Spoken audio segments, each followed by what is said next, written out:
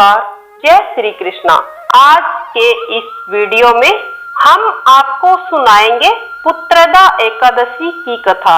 दोस्तों, चैनल को सब्सक्राइब अवश्य कीजिएगा। हिंदू धर्म में एकादशी का व्रत महत्वपूर्ण स्थान रखता है। श्रावण शुक्ल एकादशी का नाम पुत्रदा एकादशी है। इसको सुनने मात्र से ही समस्त यज्ञों का फल मिलता है। एक बार की बात है, श्री युधिष्ठिर कहने लगे, हे भगवान, श्रावण शुक्ल एकादशी का क्या नाम है? इसका व्रत करने की विधि और इसका महात्म्य कृपा करके हमें सुनाइए। मधुसूदन कहने लगे, इस एकादशी का नाम पुत्रदा एकादशी है। अब आप शांति पूर्वक इसकी कथा सुनिए। इसके सुनने मात्र से ही समस्त यज्ञों का फल मिलता है। द्वापर युग के आरंभ में महिष्मती नाम की एक नगरी थी, जिसमें महिजीत नाम का एक राजा राज्य किया करता था। लेकिन पुत्रहीन होने के कारण राजा को अपना राज्य सुखदायक नहीं लगता था। उसका मानना था, जिसके संतान न हो उसके लिए यह लोक और परलोक दोनों ही दुखदायक होते हैं। पुत्र सुख की प्राप्ति के लिए राजा ने अनेक उपाय किए, परंतु राजा को पुत्र की प्राप्ति नहीं हुई। वृद्धावस्था आती देखकर राजा ने अपनी प्रजा के प्रतिनिधियों को बुलाया और कहा, हे प्रजाजनों, मेरे खजाने में अन्याय से उपार्जन किया हुआ धन नहीं है। न मैंने कभी देवताओं तथा ब्राह्मणों का धन छीना है।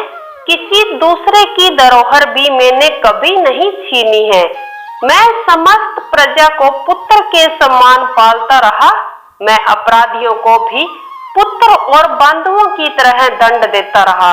कभी किसी भी मनुष्य से घृणा नहीं की और सबको एक समान माना।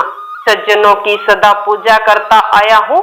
इसी प्रकार धर्मयुक्त अपने राज्य में राज करते हुए भी मेरे पुत्र नहीं है, तो मैं अत्यंत दुख पा रहा हूँ। इसका क्या कारण है? राजा महिजीत की इस बात को विचारने के लिए मंत्री और प्रजा के प्रतिनिधि वन में चले गए। वहां बड़े बड़े ऋषि मुनियों के दर्शन किए। राजा की उत्तम कामना की पूर्ति के लिए किसी श्रेष्ठ तपस्वी मुनि को देखते हुए वन में घूमने लगे।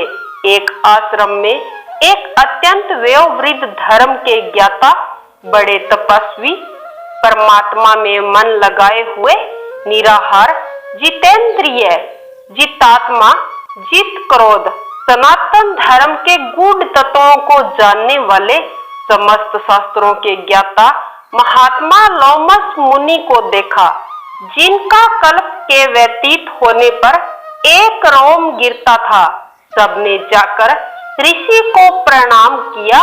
उन लोगों को देखकर ऋषि लोमस ने पूछा, आप लोग किस कारण से आए हैं? निसंदेह आप मुझे कारण बताइए, मैं आपका हित करूंगा। मेरा जन्म केवल दूसरों के उपकार के लिए ही हुआ है, अतः इसमें कोई संदेह नहीं है। लोमस ऋषि के ऐसे वचन सुनकर सब लोग बोले, हे महर्षि, आप हमारी बात जानने में ब्रह्मा जी से भी अधिक समर्थ हैं, अतः आप हमारे इस संदेह को दूर कीजिए।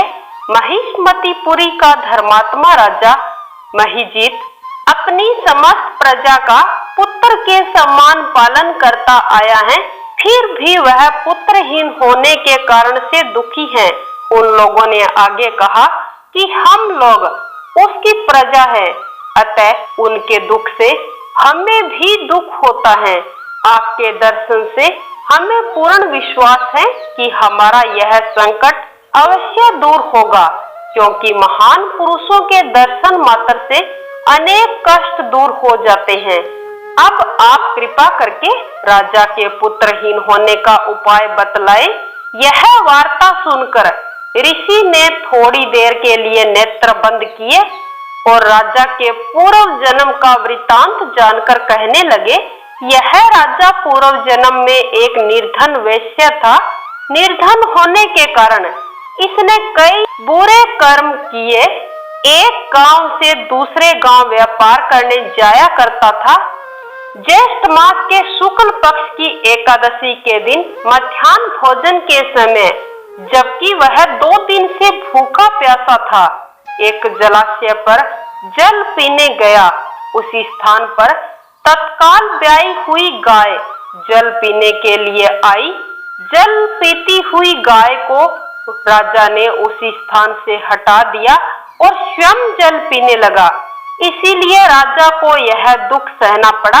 एकादशी के दिन भूखे रहने से इस जन्म में वह राजा हुए और प्यासी गाय को जल पीते हुए हटाने के कारण पुत्र वियोग का दुख सहना पड़ रहा है। ऐसा सुनकर सब लोग कहने लगे, हे ऋषिवर, शास्त्रों में पापों का प्रायश्चित भी लिखा है, अतः जिस प्रकार राजा का यह पाप नष्ट हो जाए, आप हमें कोई ऐसा उपाय बताएं। लोमश मुनि कहने लगे, श्रावण शुक्ल पक्ष की एकादशी को, जिसे पुत्रदा एकादशी भी कहते हैं, तुम सब लोग व्रत करना और रात्रि को जागरण कराना।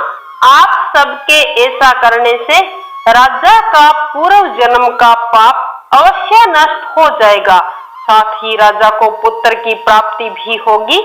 लोमश मुनि के ऐसे वचन सुनकर मंत्रियों सहित सारी प्रजा अपने नगर वापिस लौट आई और जब श्रावण शुक्ल एकादशी आई तो ऋषि लोमश की आज्ञा अनुसार समस्त प्रजा ने पुत्रदा एकादशी का व्रत किया और जागरण किया।